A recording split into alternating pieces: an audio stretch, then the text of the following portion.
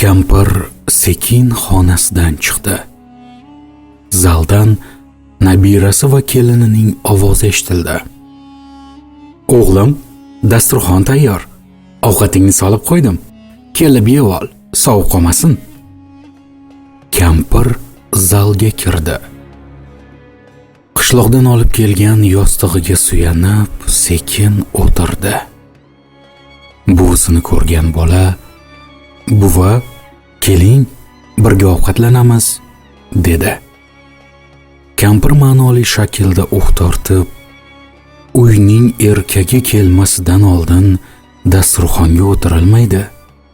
Oldin dadang kelsin, keyin birga ovqatlanamiz inshaalloh, dedi kampir.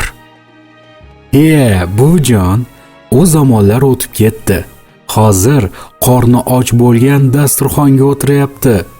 U kelgach o'zi yeb oladi, dedi kelini. Qizim, insonlarning odobi, hayosi, iffati bo'lganiday, uylarning ham iffati va odobi bor. Nevaraning sabri chidamay gapga aralashdi. Buvijon, nima ekan bu uylarning iffati? Tushuntirib bering, men qiziqib qoldim, dedi nabira. Kampir gapirishni boshladi. Biz kichiklik paytimizda onamizdan oldin dadamizning qarshisida o'zimizni odobli tutishni o'rganardik. Ota-onamiz uydalik paytda oyog'imizni uzatib o'tirmasdik. Kattalar gapirayotgan paytda gapirish uchun navbat berilmagunicha gapga aralashmasdik. Kattalarimiz xonaga kirganda darrov o'rnimizdan turib, ularga o'tirish uchun joy berardik. Dadamiz dasturxonga o'tirmaguncha dasturxonga qo'l uzatmasdik.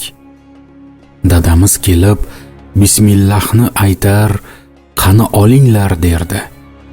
Shundan keyin hammamiz ovqat yeyishni boshlardik.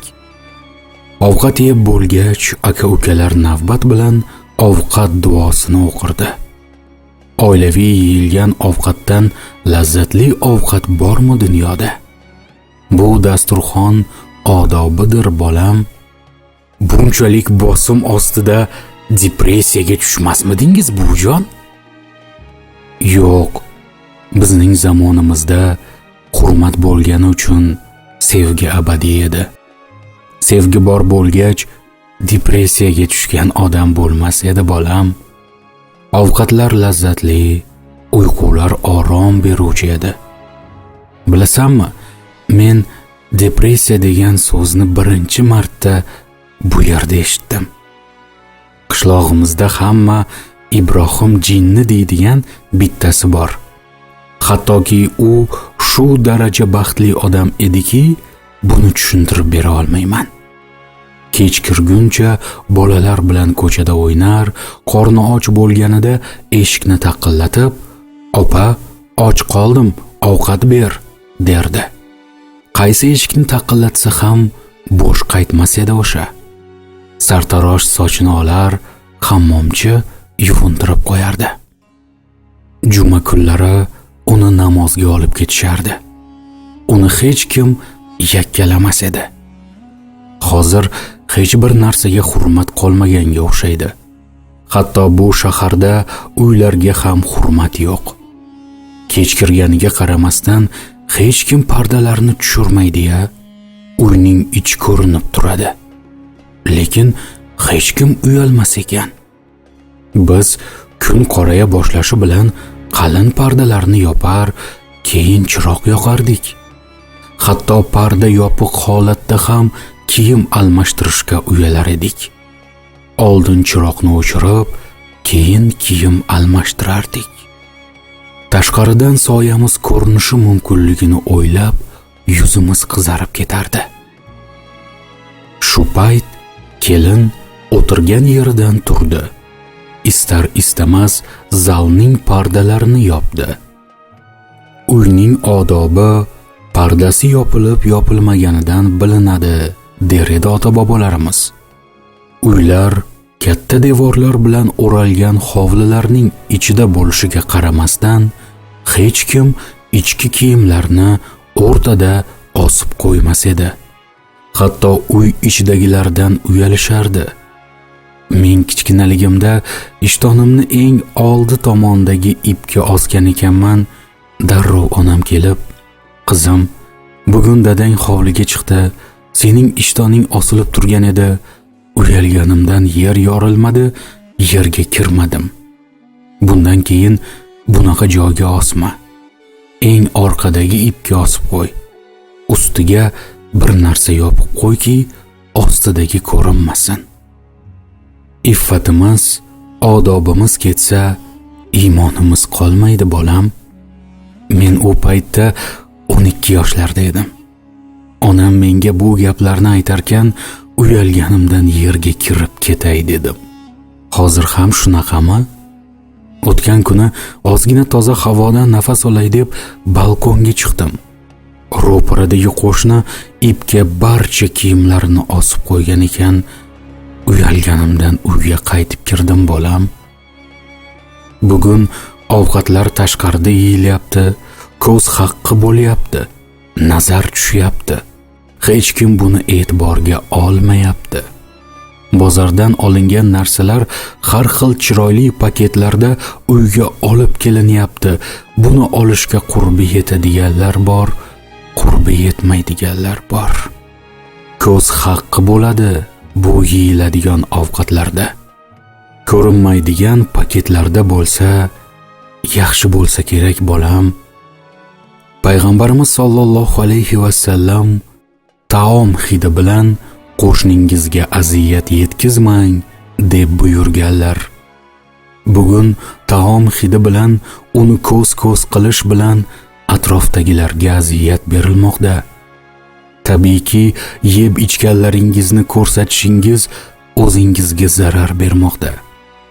Keyin yana depressiya deb doktorlarga boryapsizlar bolam. Uyning yana bir odobi borki, eng asosiysi ham shu menimcha. Uy ichida yeb ichilgan narsalar, munosabatlar, mojarolar tashqariga olib chiqilmaydi. Bu uy iffatli hisoblanar va hech kimga aytilmas edi. Shuning uchun muammolar uy ichida osonlikcha hal etilardi. Zotan payg'ambarimiz er-xotin orasidagi bo'lgan narsalarning atrofdagilarga yoyilishining qanchalar katta gunoh ekanligini hadislarda aytib o'tgan. "Shunday emasmi, Laylo?" dedi keliniga. Laylo, "Ha, buvijon, to'g'ri" deya oldi. Nevarasi, "Buvijon, hozir Facebook degan narsa chiqqan. Odamlar restoranga borib, yegan ovqatining rasmlarini qo'yib, minglab odamlarga ko'rsatishadi. Instagramda layklar to'plashadi." Voy, naqadar yomon ish bu bolam. Odam degani yegan ovqatining suratini boshqalarga ko'rsatadimi? Buvijon, har qanday holatlarning rasmlari bor.